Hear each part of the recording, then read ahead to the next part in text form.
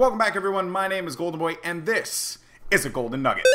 The topic of today's video is going to be about roster changes because I asked you guys on Twitter what the Golden Nugget should be. Well, I asked you what you think I should do a video on, and it was either the streak, which I'm going to do a video about in a little bit, of course roster changes and the Golden Nugget, so I decided to combine the Golden Nugget and the roster changes videos into one because I figured why not. In any case, let's go ahead and get right into it. So the roster changes. I'm not a fan of them. I never have been. I never really will be unless it's absolutely necessary to make a change where a player's attitude is affecting something. Never been a fan. And what happened to Strictly Business, the organization, Jay, as well as End of Story in Cuba, really bums me out because those guys, they're great people. They really cared about their players, and it just, I don't agree with it. You know, I'm going to be honest with you guys there. And here's the other thing that I'm going to point out as well. You know, I don't know exactly what happened behind the scenes, but it seemed like, according to the Twitter of Strictly Business, that the two players, Saints and Censor, got an offer from FaZe that they just could not refuse. It was a financial,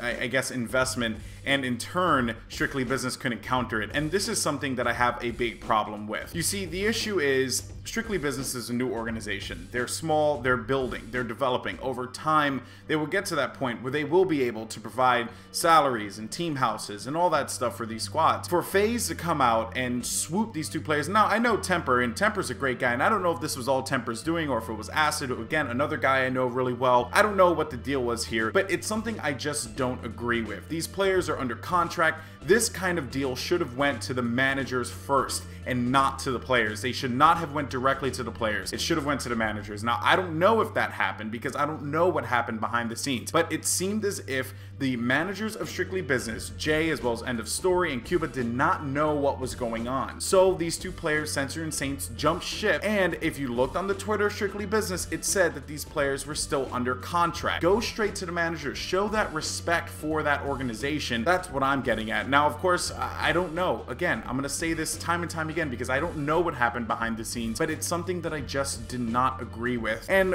besides the composition of the team, who's on the team, that aspect alone really bothered me. And Strictly Business, a smaller organization, got poached basically, or these two players got poached from Strictly Business, and it just wasn't right. It wasn't a fair battle, so to speak. Of course, beyond that, let's talk about the team.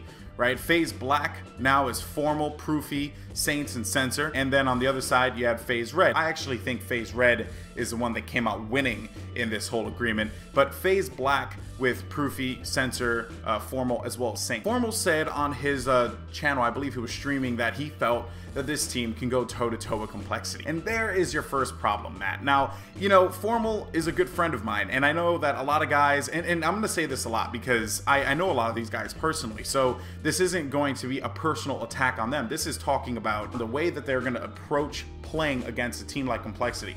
They built this team to face off against Complexity. One does not simply build a team to face off against Complexity. There's a reason why Complexity is so successful as a team, and it has nothing to do with the fact that they're four incredibly talented slayers. No, it's because of the fact that they have been teaming together for such a long time. Now, Karma, excluding Karma out of that one, you have the core three, which is Crim, Aches, as well as TP. I mean, Aches and TP have been a duo for God knows how long, and then you brought Crim into it at the beginning of Black Ops 2. They've been a unit since then. Adding Karma, who they could just have Karma do whatever he wants. Honestly, you could bring in any strong slayer into that team and have him do whatever he wants. They could have Saints in there, they could have Formal in there, they could have Clayster, again, like they did before, and of course Karma. Any strong slayer can go into that. Scumpy, they all can go into that roster and work completely fine, because that core three just works so well. They're a unit. They know how to play the game together. And it doesn't matter whether it's Black Ops 2 or Ghost or the next Call of Duty, those core three players are still going to be fantastic. They're world champions for a reason. And now you're going to go with this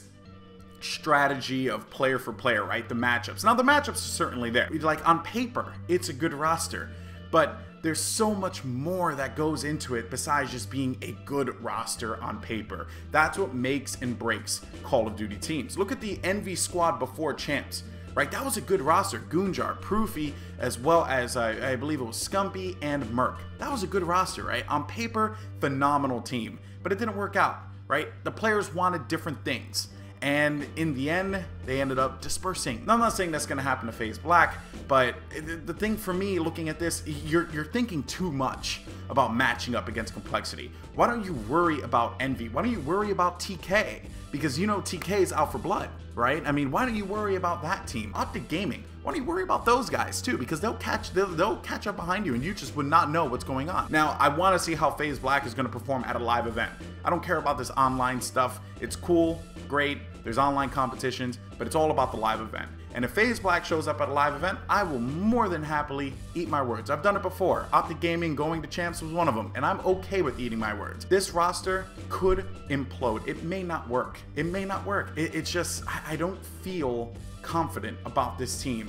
And I want to feel confident about it. But they're making a roster to face off against Complexity. I just don't see it working. I don't know. That's just me. So let me know what you guys think. Do you think FaZe Black is going to be a team that matches up toe-to-toe against Complexity, or are they living in a fantasy world? Sound off in the comment section down below. If you haven't liked this video, you can hit the like button. It's a thumb. Looks just like this. Drag that mouse over, get the clickety-clack going on, take it over to the subscribe button, and do the same thing there. My name is GoldenBoy. Thank you guys so much for watching. Take care, and as always, keep on winning. Peace.